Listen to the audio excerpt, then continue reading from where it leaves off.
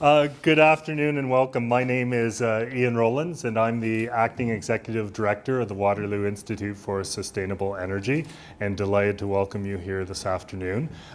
We at WISE have been in the fortunate position to be welcoming a delegation from the Energy Council of Canada today, and we've had wonderful discussions exploring common interest issues related to energy issues across Canada and globally, and also reflecting upon the progress and inputs of our Energy Council of Canada Energy Policy Research Fellows as they've reported on some of the work that they've been doing, and we've been looking at the interesting program and relationship we have with the ECC on that. And now we have the opportunity to be joined by all of you to reflect upon some big picture questions about Canada's energy situation with regard to its past, its present, and its future, and to get us going on some of those questions and explorations. We have Graham Campbell, who's the President of the Energy Council of Canada. And Graham has a distinguished career in the Canadian energy sector, and I should remind you, it is all built upon a foundation of being a University of Waterloo alumnus, as he did his undergraduate degree here at UW. He brings a really extremely well-rounded perspective on energy issues to the topic we have at hand here. He's seen the sector from many different perspectives, from the perspective of the private sector through working at Shell, from the perspective of the regulator through work at the National Energy Board, from the perspective of government through his work at, here's a name from the past, Energy, Mines and Resources, as well as Natural Resources Canada, and his perspective from non-governmental organizations, his work at Carleton University and the Conference Board of Canada as well. Many of us in WISE at the University of Waterloo argue that to understand energy issues comprehensively and to get some new insights, you need to recognize the multiple players involved and have an appreciation for the perspectives that they're bringing. I think Graham is practically uniquely qualified to bring those kinds of perspectives to bear. So his title is Transformations Across the Energy Sector, Past, Present, and Future. Graham will talk for about 30-35 minutes, and then we've got time for a question and answer after that. So please join me in welcoming Graham. Thanks for that, Graham. Excellent, thanks very much. Thank you. Thank you. Is the audio good, the back row? Yes, good, thank you. Thanks so much, Ian, for this opportunity to speak to a class of people that are interested in energy. It's not hard to find a group of that caliber, but what I hope to bring to you today is about how energy is changing. So if there's some takeaways, it's first of all, many transformations are happening, and they're all heading in the direction of sustainable energy. Good news part of the agenda. Second point is it's not just about technology. As we've heard in our conversations this afternoon, there's many different ways of looking at transformations, many different components, many different things that have to happen in order that a change can take place and stick. Third, there's really no leader. It's often a collection of individuals or a collection of people with common interests that have a chance to make changes happen. And I'll end with some words of wisdom from an academic colleague that hopefully will be helpful and influential for your studies as you go forward. I would like to introduce two colleagues that are in the room today. With the exception of Ian, they're the guys with the ties on. So this is Andrew Stevens. Andrew is the chairman of our Energy Policy Research Committee and is the primary lead for looking after the Energy Council's investment in academic research related to policy.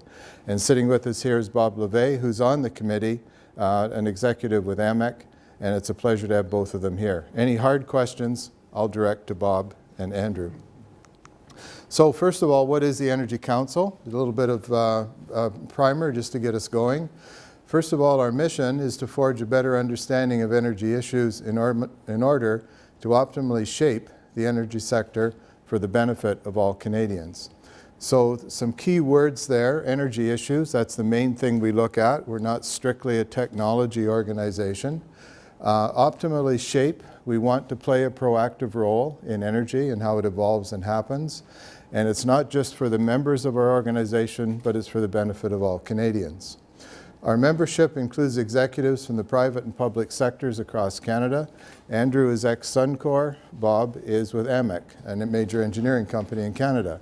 We also have 6 provincial governments, including Quebec, which has just joined, the federal government, Natural Resources Canada, 30 energy companies, and many companies who support the energy sector, KPMG, Deloitte, law firms, etc.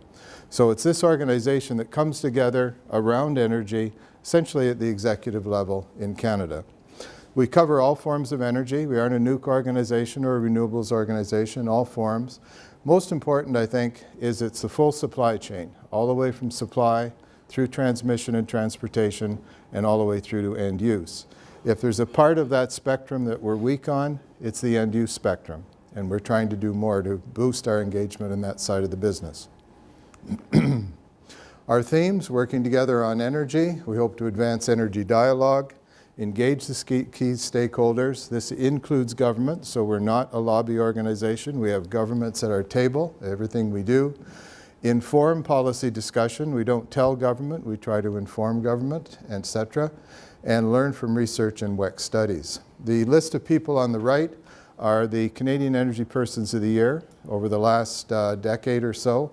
There's actually 15 of them altogether. And tomorrow we're honoring Anthony Haynes, who's the president and CEO of Toronto Hydro, for his energy leadership. These are the events that we've done so far in 2014. I joined the Energy Council in December, so I'm about 11 months in, if you like. And looking ahead, we hope to continue with this type of programming in the future. My talk today will be based on many of these activities that we've done and what's come out of them. Towards the bottom of the slide, we have Energy Policy Research Fellowships here at the University of Waterloo. Ian is the managing director, and we just spent the afternoon talking to some of the primary research fellows. We also have a research network that we're just getting started at the University of Calgary with the School of Public Policy. WEC is World Energy Congress, obviously, 2 S's instead of 3.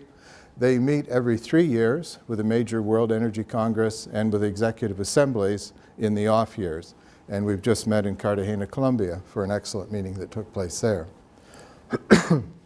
I put this slide in basically to illustrate what might be useful for you folks immediately from the standpoint of your studies related to energy.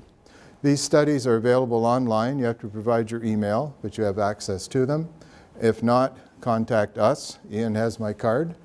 If you just read down the list, the first one, World Energy Trilemma, kind of an odd name, but it's an attempt to reflect the energy security, energy equity, and environmental sustainability equation of energy policy. If you remember, the Sustainable Development Rhetoric is developed by the Brundtland report, then you'll see a lot of synergy with those three terms. World energy scenarios, we have jazz and symphony out to 2050.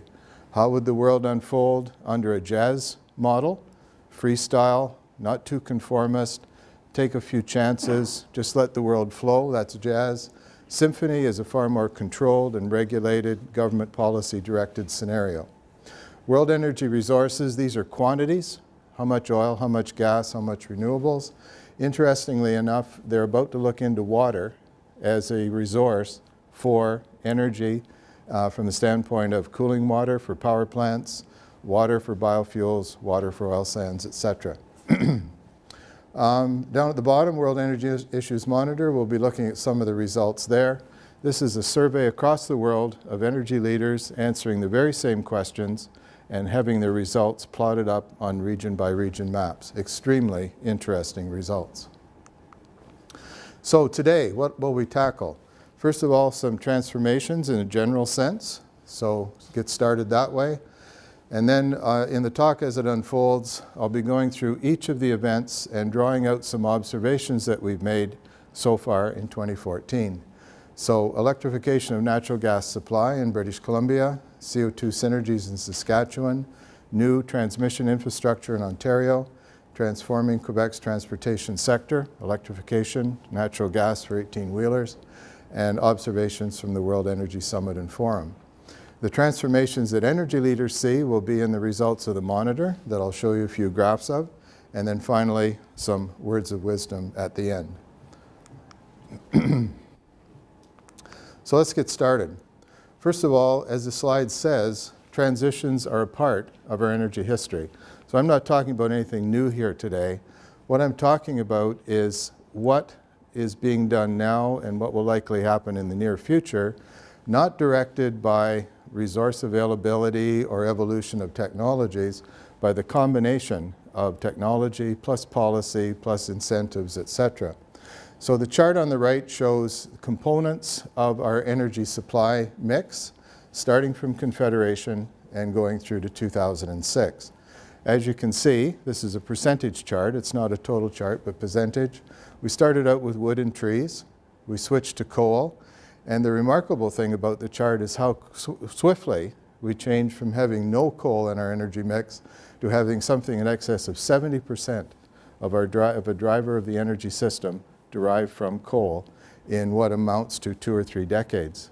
So these things don't happen instantly. The lines aren't vertically. But my thesis is that things do happen fairly quickly when a change takes place. Look at petroleum just around post-war period.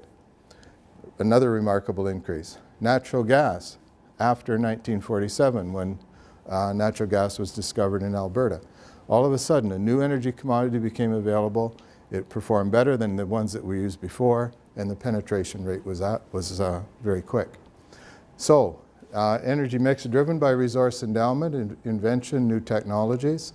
It's always changing. If we did absolutely nothing today, this diagram would evolve if we just stood back and watched it over time.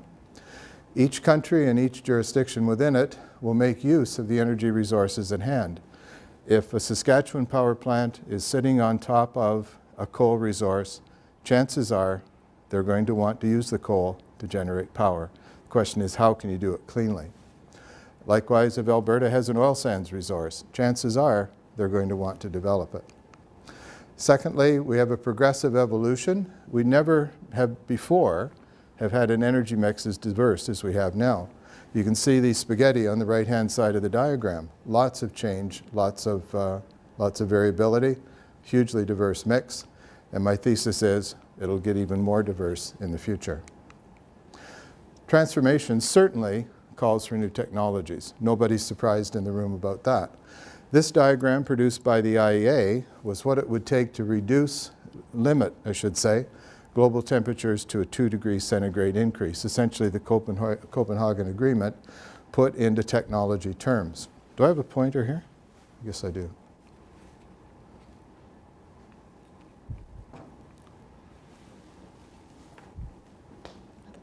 Oh, there you go. Here we are. Doesn't show up very well. Anyway, what I wanted to point out with this slide is a very simple observation, no surprise to anyone here. Technology will certainly play a role.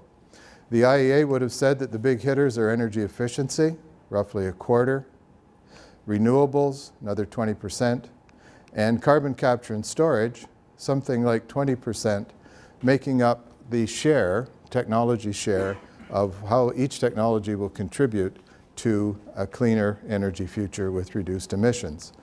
Energy efficiency appears in the diagram in a number of places. Here's one for end use. This is your toaster and your TV. Also, here's power generation efficiency of your average power plant, assumed to take significant increase over and above what we have now. The upper line is if we do nothing, disaster. The lower line is an extremely aggressive target, and it would have to invoke technologies or some combination of technologies like this to actually happen. However, it's not just a technology story. Transformations also call for earning public support for new ways of doing energy. There's a lot of resistance to wind in this western part of this province. There's a lot of resistance to coal-fired power plants. There's some resistance to nuclear. So how do we get the public in tune with making good choices with respect to energy? Most transformations, perhaps all, require new infrastructure. Right now we have pipelines, long-distance transmission lines, but in a world where we have distributed generation rather than centralized generation, you need a different infrastructure. We also have aging infrastructure in our pipelines, and we have to do something about that. Transformations call for leadership. It's not just a technology thing. There's need for financing, accessing capital. Regulations and standards have to go with new technologies and new practices. Otherwise, they won't be safe. The public will be at risk. Meeting HR requirements, every transformation requires new skills, new training, new trades, etc. How do we achieve that? How do we have enough people with the skills necessary to make the transformation happen?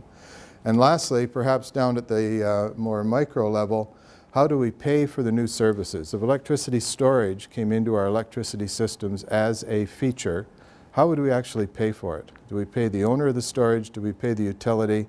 How does the investment get triggered, knowing that the investor is ultimately going to get paid? So the point of this slide, and it's not comprehensive by any means, but the point of the slide is trying to say that technology plus all of these things are ingredients to transformations as they take place. So we'll do a bit of a tour, essentially west to east, not entirely accurate that way, but we'll start off by looking at electrification of natural gas supply in British Columbia and liquefied natural gas. CO2 synergies, electricity transmission in Ontario, transformation of the Quebec transportation sector, and then some observations from our forum in June. First of all, starting with BC. This was a Vancouver breakfast roundtable, 60-odd people got together, and I put the list of participants up here just to illustrate the diversity. VP from BC Hydro, Paul Correa, INGO, Clean Energy BC, Gary Waters, representing Coastal First Nations, a couple of industry people, one from Richard Dunn, another from AMEC, Bob's company, and lastly, a person from the government of British Columbia. So if you looked at any of our programs, you'd see a mix of individuals like this, building the energy dialogue concept and taking it further. So to date, the conventional practice in BC is conventional production, drill a hole, take natural gas out of the ground in normal pressures, pipeline it to markets in BC and the US. The majority of BC's natural gas goes to the US. Now we're on the verge of an aggressive growth in natural gas supply. This is due to fracking. Hugely controversial from an environmental standpoint, but being managed and regulated. And also in BC, in addition to shale gas, there's new LNG infrastructure to open up an export market outside of our country in Asia. So there's new and abundant gas supply from shale gas, obviously. Fracking technology is being put to work. But new LNG facilities will soon be exporting gas in large volume, if the projects go ahead, to markets in Asia. There's many implications. How to power the new facilities? Do we use natural gas or electricity? Legitimate question. What about First Nations interests with respect to their land, their home, their communities, their social benefits? Do we have enough talent to do oil sands and LNG in BC? Interesting question. And many environmental questions related there too. So why would you even be interested, if you're in the natural gas sector, in doing electrification of natural gas supply? It sounds kind of counterintuitive. Well, not quite. And this was a presentation given by Encana, which is one of Canada's major natural gas producers. First of all, there is competitively priced, reliable green power in BC from BC Hydro. So it's enabled by large centralized facilities, it's running well, it's a known quantity in British Columbia. Second bullet, the environmental benefit from using electricity is significant. Helps manage GHGs rather than burning natural gas to create process heat, etc. You'd use electricity. And the estimate was made in that presentation to offset a significant amount of megatons per year by electrifying all development in a particular play called the Montney Play. Something like a 50% reduction was estimated in well to ship. This is well to pipeline to compression to offshore ship for LNG production. Another issue, social license, perceived benefit from using clean fuel, and also there are stakeholder concerns about noise from gas compressors. Electricity tends to offset those needs, or offset those issues. However, as with any transformation, and you'll hear me say this 5 times over, there are implications. It's not all a straight line towards a particular goal. Significant growth in electricity demand, obviously, which is going to cause an increased demand for electricity generation, perhaps other sites for hydropower development, for example, but certainly an impact immediately on electricity supply in British Columbia. There's a transformation underway today, but we have to think about implications down the road. What does all this mean even with the GHG benefit for using electricity, for other environmental impacts? Are there any regional development implications, etc.? Also, the interests of local people matter. Need to earn public support with First Nations. Key word there is in partnership, working together, finding common cause, achieving mutual benefits, and building long-term relationships going forward. This message also will come over and over again. We need a fundamentally new relationship with our Aboriginal communities. It's an opportunity to do things differently, and Canada's acting now to electrify facilities to improve efficiency, return on investment, care for the environment, and help maintain their social license. Social license is code for earning and maintaining public support for energy development. On the flip side of this, with respect to LNG, industry is cautious due to the large investments required, particularly for LNG compression. So the choice made by industry for that purpose is to use natural gas for compression, condensing the gas from gaseous state to liquid state before it's put in the LNG ships. And that choice has been made. They will be proceeding based on global standards. Developing natural gas resources and new markets is a primary policy goal of BC's government. If you remember the last election in British Columbia, natural gas development in the province was seen as a major driver for the future of the province. And there's a tremendous effort to make that all happen. Still lots to do, negotiate a fiscal regime. I read this week that there's been some progress on the tax regime and so on. Industry investment is huge, in the tens of billions of dollars to make a project work. First Nation partnerships work afoot there, and Canada can't wait forever because there are many other competitors that would like to supply LNG to the very same markets that we're aiming at and are just standing ready like we are to do so, Australia being one of them. So we can't wait forever. We have to get our act together and make this happen in the event that LNG goes ahead. So that was one example, transformation entirely of a sector that has traditionally used its own resource, if you like, switching to a different one, clean electricity in BC. Second example is synergies in CO2 supply and use in Saskatchewan. This was a breakfast roundtable we did in April. The background or the context for this one is that coal-fired power plants across Canada are aging. A significant fraction of them will be done before the end of this decade and have to be replaced. So it's a 40-year life, post-war development of coal-fired electricity.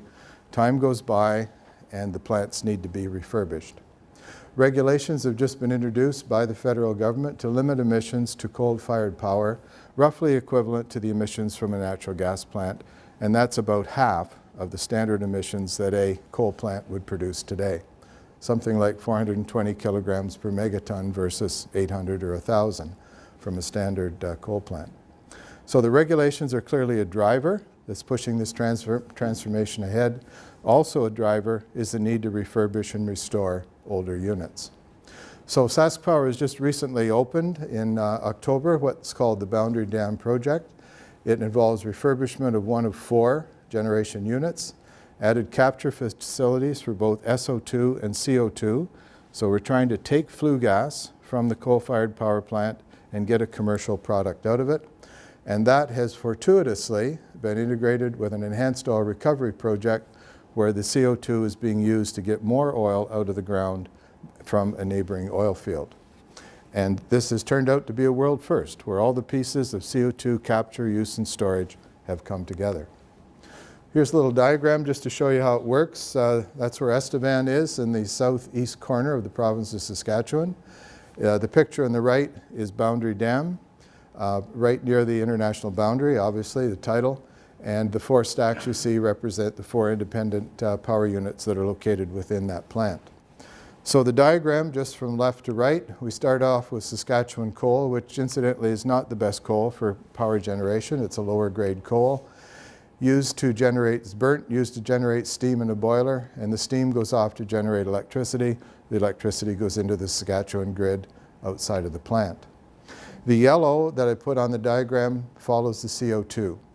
The flue gas has something like 13 to 15% CO2 as content. So you've got a whole lot of other stuff and a little bit of CO2 that makes an engineer particularly challenged to get that CO2 out, captured, and used in some way. So that's done in a CO2 absorber and stripper. Once that is done, the gas or the CO2 is cleaned, compressed to liquid form, and then sent off to an oil field where it's put into the ground, and it tends to make heavier oil less viscous and flow more easily to surface. Think Perrier oil. That's the easiest way to capture it, I think. So with the enhanced oil recovery, enhanced using CO2 as a fluid, they get tremendous amount more oil out of an old oil field. And what happens to the CO2? Stays behind. A good part of it stays behind, a good part of it's recycled, captured again, and put around the track again. The second part of this story, which is quite interesting, is a subsurface storage well. This is essentially an experimental effort just to pump CO2 underground, put it in a deep, deep aquifer, sealed from the surface by impermeable beds, and see how it stays and how it moves in the subsurface. The SO2 path is described at the bottom in the white boxes. That sale is done by trucks, acid gas by trucks. So the integration then is all the way from left to right in terms of capturing the CO2, using it, and putting it away. The storage unit, or the storage project, is called Aquastore, CO2 subsurface storage and monitoring project. These diagrams are both the same, just different ways of looking at the same thing. Sorry. This is the surface here, obviously. This dot isn't very bright.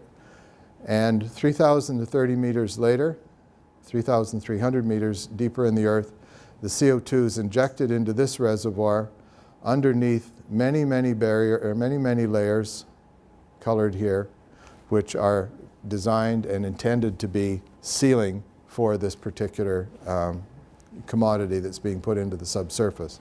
No economic return here, just getting rid of the CO2, putting it into an aquifer, and expecting that it will stay there over time. The diagram on the left is just a cutaway. You can see the wells. There's actually 2 wells here that go deep into this reservoir.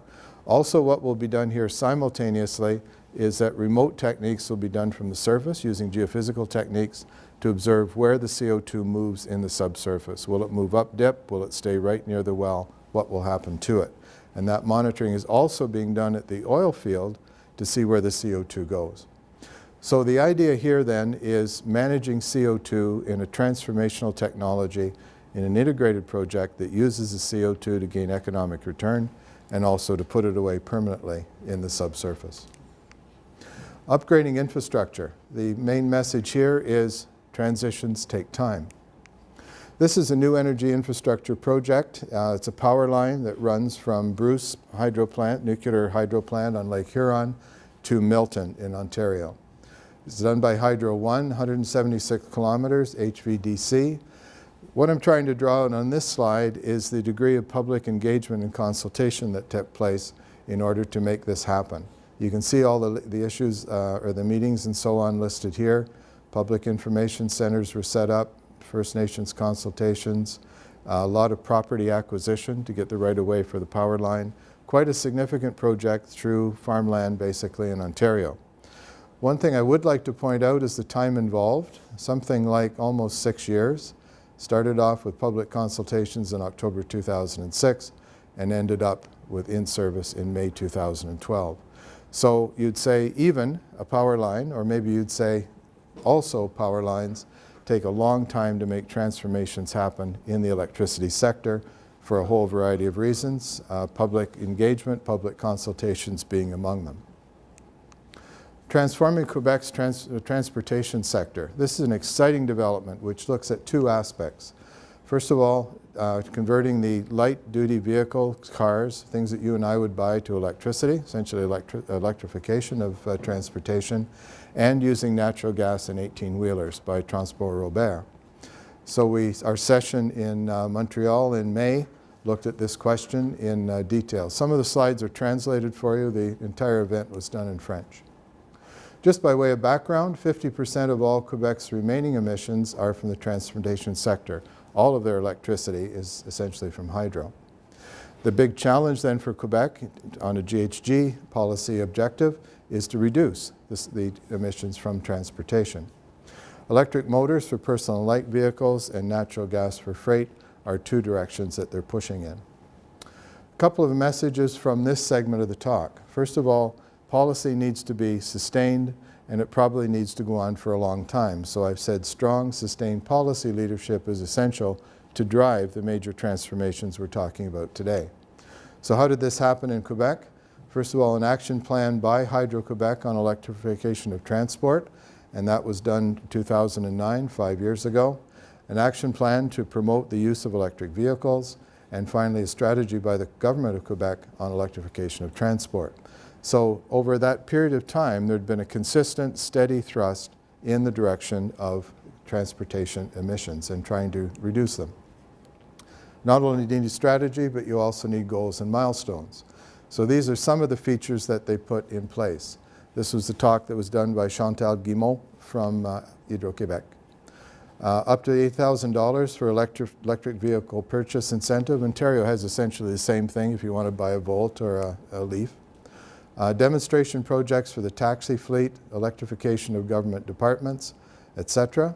And from a charging station standpoint, incentives for the high voltage, high-speed charging stations at workplaces, 500 stations along a public circuit, essentially for demonstration purposes, along major transportation corridors and at government buildings. So to make the policy happen, it's not just wishing it will be and writing strategies, but there also have to be a number of tangible goals and milestones set, and Quebec has reported on those. Electric vehicles, it's not maybe as far-fetched as you might think. These are US statistics. It's this cumulative curve from left to right. So as the upper end of the curve goes, 140,000 vehicles by September 2013. And you can see the monthly sales there are in the order of 5,000 or 6,000 in the little green bars. So it's not there yet for sure, and it's compared with tens of millions of conventional fuel vehicles that exist, but at least it's growing, and I think you could say we're at the early part of an S-curve for growth of a technology. It's not future stuff, it's actually happening as we speak. Transformation in how electricity is supplied. So not only do you clean up emissions from the vehicle itself, but you can also change the paradigm for how electricity is supplied in the community. And this diagram illustrates a couple of aspects. Use the energy in the vehicle when at home to feed the Quebec network in periods of peak demand. That's called V2G, vehicle to grid. And secondly, feeding the home in case of power interruption. The arrows are two-way, because if your battery's low in the car and you need to charge it up, you'll obviously use the Quebec grid and the household circuit, or if you put in a 240 circuit to increase or decrease the charging time.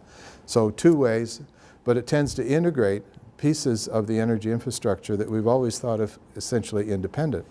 Electricity grid, gas-fueled vehicle, all of a sudden there's an intimate connection potentially between the two. So what's up now? Developing the two-way distribution technology. There's obviously a control element here. There's a power quality, harmonics, etc.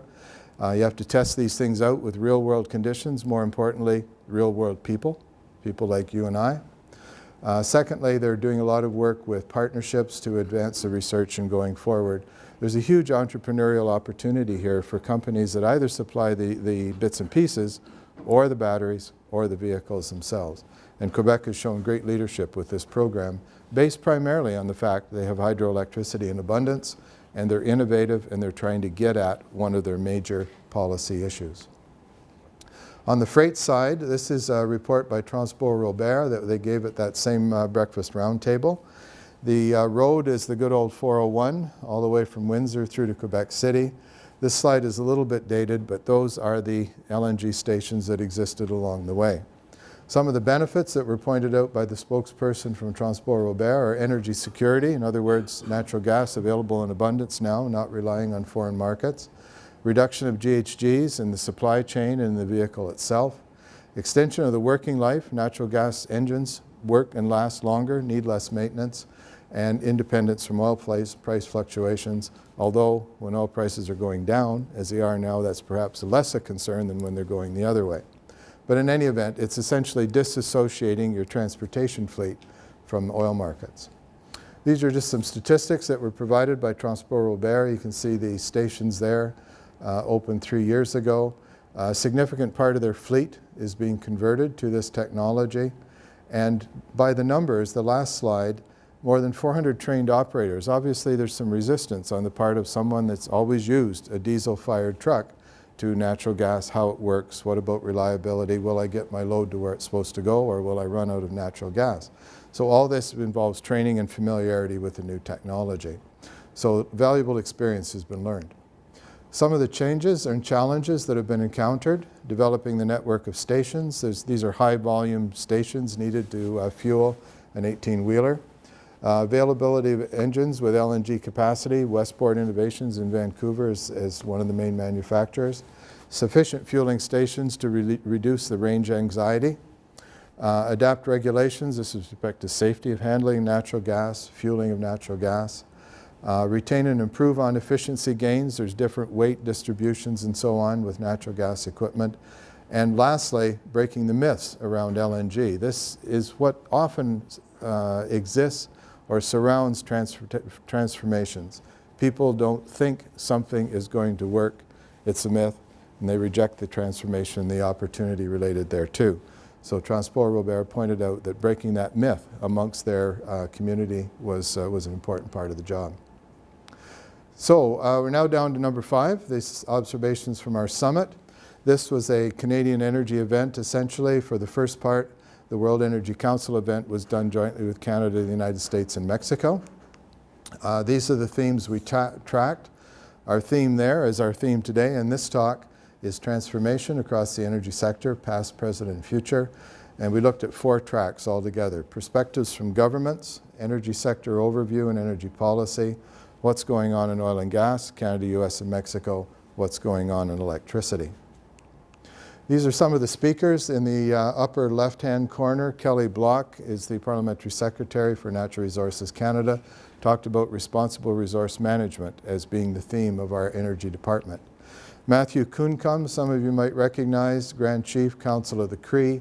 He was the principal person on the part of the Cree in northern Quebec that went through the process that resulted in the major electric development projects in that part of the province of Quebec. Basically told us a message that we need a different equation. We need to start out with partnerships. We need to find where the common interests are. Then we can work together to make these things happen. A very powerful message. In the upper right is Marie-Josée Nadeau. She's the chair of the World Energy Council. Her main themes are the trilemma themes. How can we get ourselves to energy security, energy equity, environmental sustainability? Dean Ospig, head of Black & Veatch in the United States, major engineering firm, talked about the implications of the supply change in the United States. Older power plants are being displaced by cheaper natural gas, for example. And our colleagues from Mexico, shown here, Francisco and Javier, talked about the huge changes that are being made in Mexico's electricity and oil and gas infrastructure, and their regulation, and their regulatory agencies, and how they price. They are undergoing an absolutely top-to-bottom review and change of oil and gas and electricity in Mexico. Some of the highlights: North American supply picture has changed fundamentally. Shale gas has put the U.S. in a fundamentally different position. Shale oil is reducing their demand for imports from international markets. So it's had significant impact that's lowered natural gas prices, made natural gas cheaper as generation fuel, for example, and has resulted in plants being displaced or mothballed because cheaper fuel is available than what was being used. This is particularly relevant in the electricity sector, both technology changes, use of natural gas generators, for example, also new generation paradigms. This is the centralized model with wires going off in all directions versus the modern model, which is a combination of that plus distributed generation from wind farms, solar farms, etc., and also different grid configurations. We talked a bit this afternoon about smart grid and what all that means. Essentially an intelligent way to control the flow of electricity around electric grid. So all these are happening as we speak. Also policy responses, push for diversification of markets. This is a big issue for Canada since the demand in the United States is down relative to what it was before because of their new supply. We have to look for other markets for our products. The interplay between gas and electricity. It used to be gas was used for heat, electricity was made somewhere else. Now with the combination of natural gas-fired generators, the price of natural gas immediately influences the price of electricity, and there's a close intertie between those. New understandings about earning public support. This is the social license bullet, if you like. It's not an idea to arrive in a community with a truckload of equipment that you're ready to install and tell people that it's going to be installed in their backyard. Much better idea to earn public support by starting a conversation early, starting to talk about a partnership, what's in it for us, and make it go forward on that basis. Government responses, Mexico's aggressive energy reforms, focus on responsible resource development, attention to security concerns, safety as well, and recognize the benefits of working together on energy in North America. These were some of the messages that came out of the Canada, US, Mexico discussions.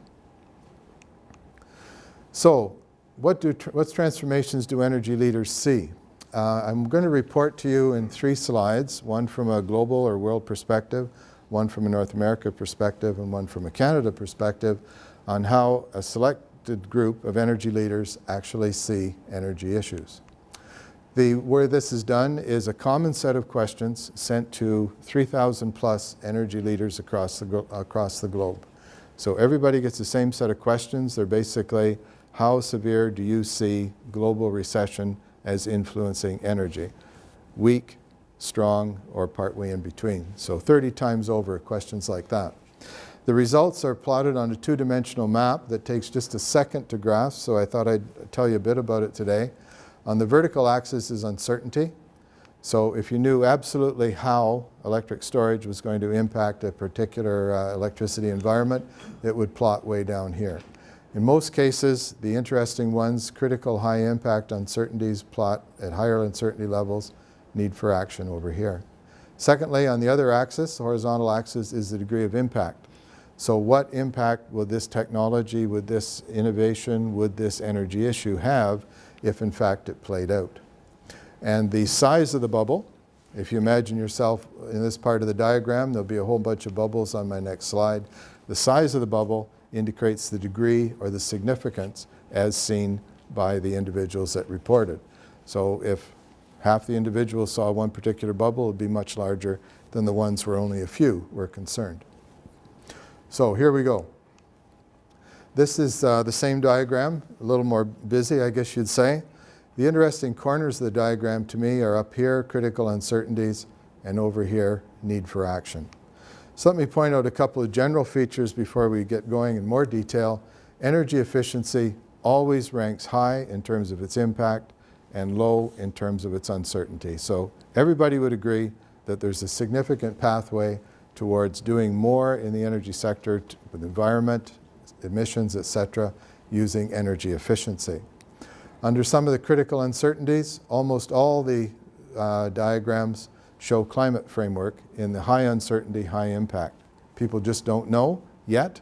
Most governments haven't put firm policy in place.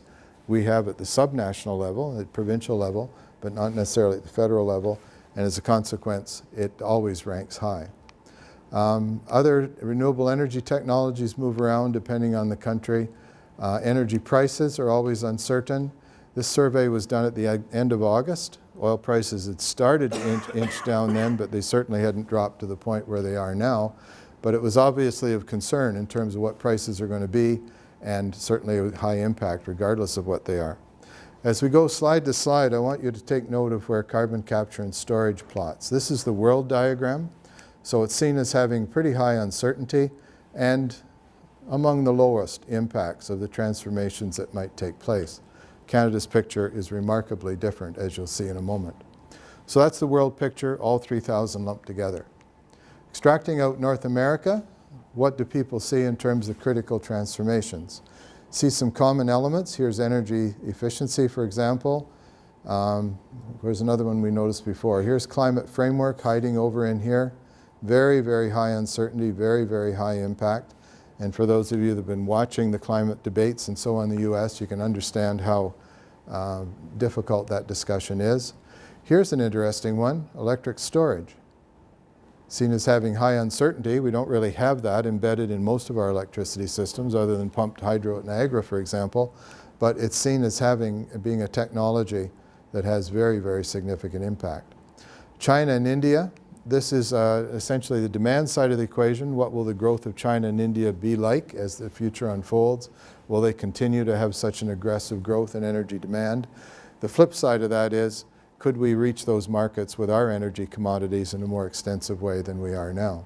If you remember where CCS was in the world diagram, it's now here in North America. So carbon capture and storage in North America, in the United States, for example, coal-fired power represents more than 50% of the generation there.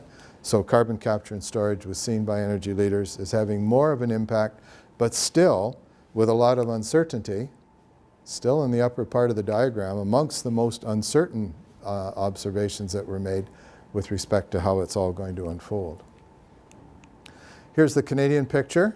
Some common elements. Energy efficiency ranks high. China and India again. Climate framework, energy prices. Unconventionals, high uncertainty, high impact. This is shale oil, shale gas, etc. Regional interconnection is a big thing. This is Ontario and Quebec trading electricity. It's also export markets for our oil and gas. This bullet, talent, doesn't really appear on the other charts. It does in Canadian views. This represents the need for labor, need for skills for both many of the resource projects, both LNG and oil sands, for example. Here's CCS. Amongst the three graphs I've shown you today, roughly the same uncertainty. People aren't really quite sure about CCS, but Canadians are definitely see it as having more impact, more positive impact on our system. And the Boundary Dam project that I showed you a minute ago is exemplary of that. Few that really don't make the chart at all. Hydrogen economy has slipped considerably. Capital markets located down here, things have settled down after the 2008 recession. In terms of population, for those of you that have studied a bit of statistics, there are 19 Canadian energy leaders that have reported here, myself included. So the population is small, but still cross Canada, cross-sectoral, electricity, oil and gas, and this is the first time we've ever done it for Canada. So it will be interesting to see over time how this changes year over year over year. Say something on innovative regulation. Sorry, where are you?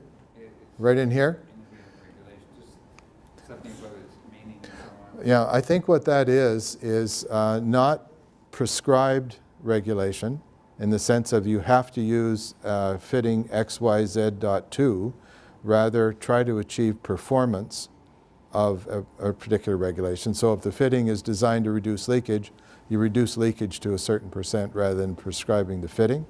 And the other is that innovative regulation has to apply to embed payment for storage, payment for smart grid, payment for DSM, all those sorts of things where we used to just pay for the amount of electricity or the amount of gas that flows down the pipe.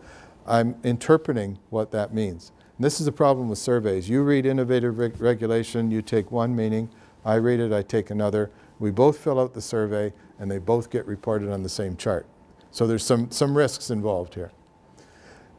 Talent, again, is one of our big ones. I talked about that a minute ago, and that differentiates Canada from the other reports. So just to wrap up here, and Ian, I'm way over time, I apologize, but some words of wisdom. Vaclav Smil, who many of you know, I think, University of Winnipeg, I believe, has reported, and here are his thoughts that, to me, kind of wrap it up for us nicely. First of all, thinking of transformations, distrust any strong, unqualified claims about the pace, timing, and extent about future adoption of new systems or conversion technologies. Remember my chart about the Bruce to Milton line? Took a while to get that done. So energy systems don't change suddenly. They're institutionalized, and it takes time for things to change. Secondly, don't underestimate the persistence and adaptability of old resources. Think how much fuel efficiency standards have increased as a result of CAFE limits imposed in the United States over time. They've come down remarkably. People are innovative, they use fuel better, they lightweight vehicles, they put radial tires on, et cetera, tending to propagate and continue the old resources in a horse race, really, between the new technologies, electric and hybrids, and the old technologies. Do not uncritically embrace unproven new energies. Social contours and technical foundations cannot be reshaped in a decade or two. This is public attitudes as well. So it's not just a new whiz-bang technology that performs at 200%, Rather, it has to be adopted. People have to get used to it. They have to use it, and that all takes time. Uh-oh. Oh, sorry. Be mindful of extensive and often very expensive infrastructure requirements. We've talked about that today as well. Behind this point is also the aging infrastructure that we see either in our long-distance transmission lines, our pipelines that are been there since 56, I think, TransCanada started. So infrastructure is huge when you start to think about transformations. Energy transitions are inherently prolonged, typically lasting for decades, not years. Remember my first chart with all those changes that had taken place. The horizontal span across any given peak was probably 3 or 4 decades. And persistent myths will not be easily uprooted simply by appealing to reason. So we all might agree as engineers or policymakers that there's something good to do, and there may be solid rationale for it. But we have to bring the public, the general populace along with us in order to make that happen. So it's time for questions, and I put this slide in where I was sitting where you were some time ago at the University of Waterloo. Thank you very much.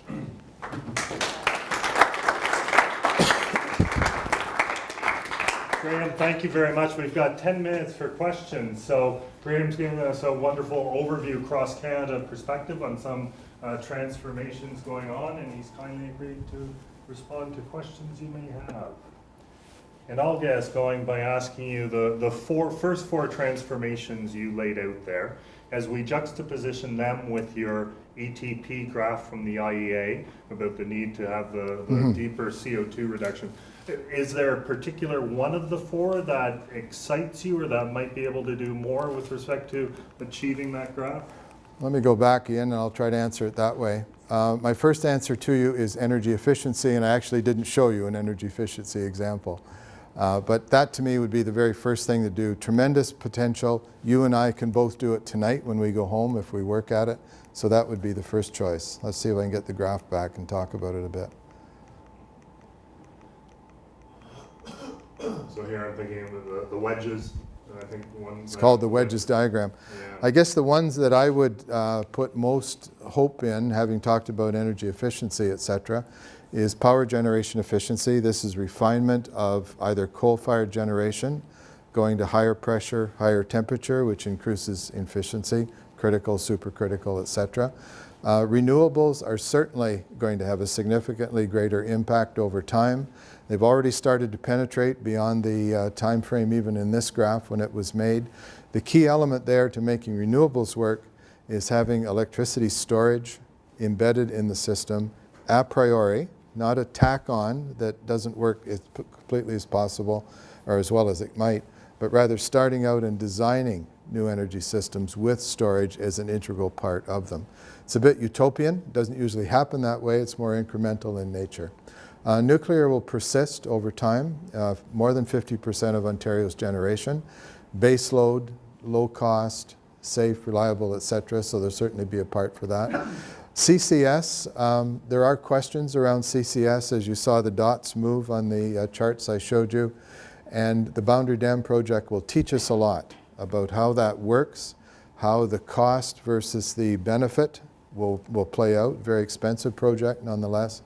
And ultimately, widespread application for CCS, not just to coal-fired generation, but also to industrial applications. So my best bets, energy efficiency, renewables, and potentially CCS.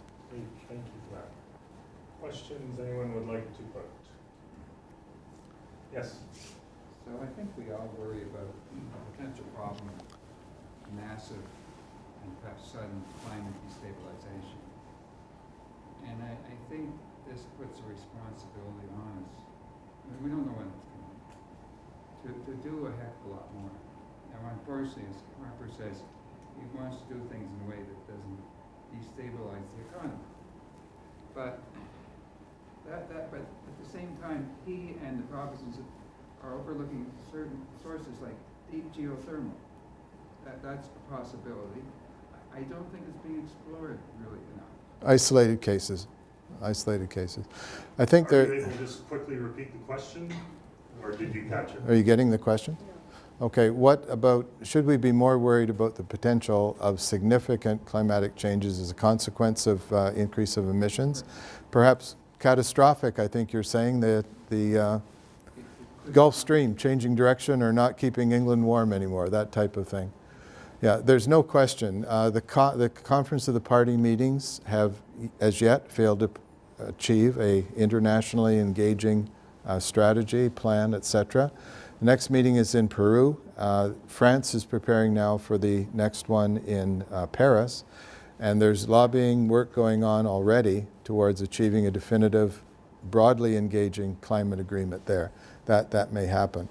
I would challenge your thesis a little bit about whether governments are or aren't doing things. Certainly the federal government has done things with respect to the environment, GHGs in particular.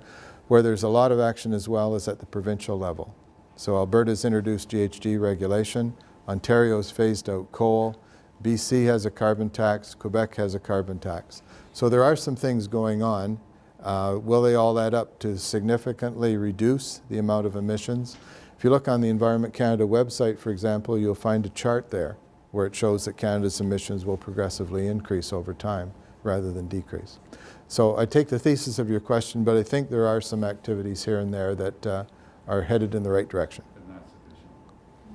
As long as you say it's increasing, then, what have you accomplished? Need to do more. Need to do more, no question. Well, what about carbon tax? Why is, there was no mention of carbon tax anywhere?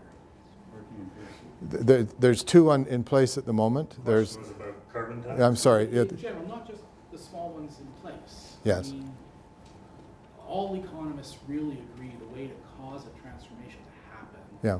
is to just figure out the one thing you're trying to do and then let the market take care of it. Price carbon. These are things that are happening by pressure by governments, which never happen fast and they frequently fail. Putting the carbon tax in is what economists would agree Yeah. And the will private work. sector wants to. Yeah. So the question is, why isn't that happening? That's a question I can't answer. It's got to be a government that answers it to do it, or to make it happen. I will say that, as you may be aware, Quebec and California are now trading a common cap and trade system between them. So this, in a sense, is not a carbon tax administered through the tax system, but it is putting a price on carbon. And there's calls and bids, et cetera, taking place between those two jurisdictions as we speak. So I'm not trying to say that's the panacea. That's not going to solve the problem, but there are things happening. Yeah, the problem is I see so many of these things as being, yeah, maybe they'll happen, like CCS, right? Many of them have been canceled. There's one that we believe, the Boundary Dam, that's really... Alberta has one as well that'll continue. And we don't know whether that's going to be successful or not. Yeah. So like there's 19% here of some theoretical value, which is purely theoretical at this point, right? Yes, it's a projection by the International Energy Agency of what could happen, or rather better stated, what needs to happen in order to drive that curve to the lower bound. But how are we going to make those things happen? I mean, you also, for example, you put up the S-curve for the electric cars. Yes, And you sounded very optimistic that the S-curve was going to continue, except then you read this week, gasoline prices have gone down, and already the sales have changed. I think Car sales. yeah, some manufacturers have dropped off sales because of that, really. Yeah. So you're seeing a market force take place there that's heading us in a different direction. Yeah. Yeah. And we've got time for questions at the back. I just had a question specifically about the project in Quebec. And I'm just wondering if, for example, with the number of cars they have and the electricity available, is there any concern from the government or the policymakers that there would be too much adoption of electric vehicles? And at that point, there might be too much strain on the grid from that. Is there any concern there for that? Or is the supply in such an excess that that's not really been a topic of debate? Thank you. The question was whether the use and the increased use of electric vehicles was going to strain the Quebec grid, going to strain the Quebec supply situation. It won't happen for a long, long time. And if it does, then there'll be responses that'll be triggered, precipitated forever, or whatever. Quebec trades a lot of electricity outside of its own jurisdiction to states in the United States, for example. So if there was a demand within the province, obviously some of that could shift. I think it's going to happen that would be my personal projection, but it's going to happen in a time frame that the electricity system can respond to. The inherent efficiency of an electric vehicle, just as a mechanical entity, compared to a gasoline vehicle as a mechanical entity, is so much higher that there's just common sense to use electricity to move us from A to B. Conventional gas-fired electricity vehicles have heat engines in the front of them, generate more heat than kinetic energy. Electric motors essentially 100% efficient when it is fed with electricity. So there's some just inherent raw efficiency advantages to going electric. But I think my answer to your question would be that people that manage and look after electricity systems will be able to respond and meet that extra demand. It's not going to be a step function, it's going to be a gradual increase. S-curves always start off at a terrific rate and then gradually level out over time, but I think it's something that can be managed. The utilities are concerned though. They are looking into that, and they usually say if all the cars were taken off the road, this would be an implication in terms of increased demand, and that would be severe for sure. Think about the slide though with the combination of the grid, the home, and the vehicle. There's some synergistic opportunities here to actually help the grid using the reserve electricity that's in the vehicle. And that tends to temper the demand of electricity on the grid itself. So I think there's some offsetting advantages that we might be able to materialize. A number of the research institutes in the US are looking at that exact problem. We better wrap up there. Graham, your talk inspired a lot of thoughts in my mind as well, and going through the 4 case studies across Canada reminded me that our energy economy in Canada has grown as energy economies. Our geography, our provincial jurisdictions and so on mean that there are different challenges, opportunities, stories across the country. And as Canada, like other countries, faces challenges in the future, we are represented federally in international negotiations and stuff.